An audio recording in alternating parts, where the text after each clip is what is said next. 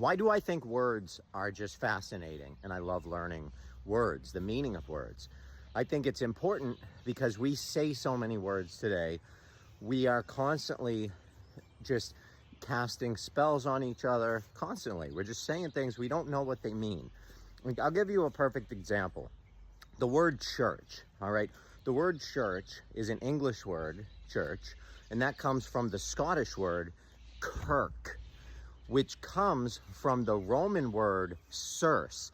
And the Roman word Circe was after a god named Circe. That was taken from a Greek goddess named Circe. And Circe would actually, what she used to do was she would lure people into her house by using magic and enchantment. And then when they got into her house, she would turn them into an animal and she would begin to eat the animal. So that's what the word church is. That's where it came from.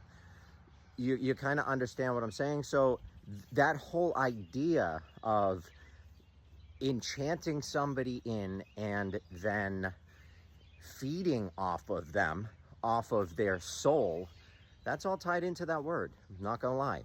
So it's just very interesting. I highly recommend people look into languages and start to learn words, because words are important. We say words, we don't know what they mean, and it's all about intention. I mean, I'm not saying just because you say amen after every prayer, and that actually dates all the way back to Amen-Ra, who was the god of the sun. And Amen-Ra was basically, so way back, this is Egyptian god stuff.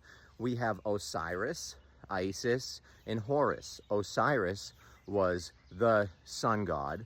Isis was the moon god. And Horus was their son that Isis and Osiris had, right? They had a son named Horus. Now, the ancient Egyptians used to worship Horus in the morning as the sun would rise, because they said that was like baby Horus, that was young Horus, and that was Horus rising.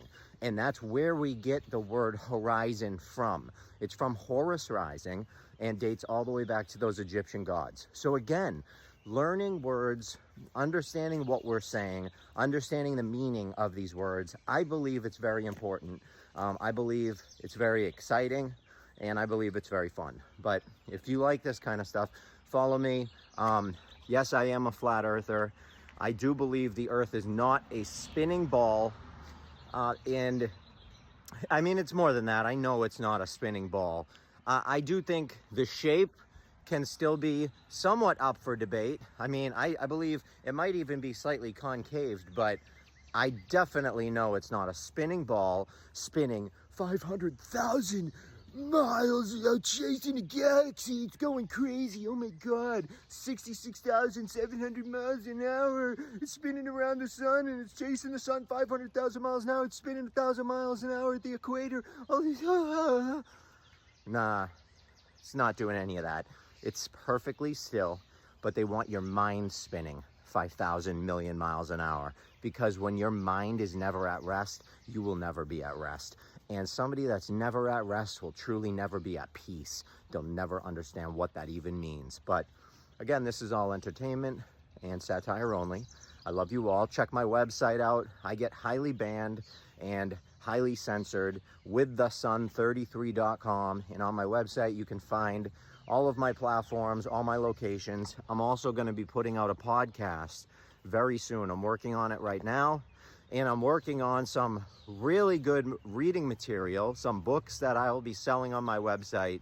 And they'll be digital and hopefully in print. We will see.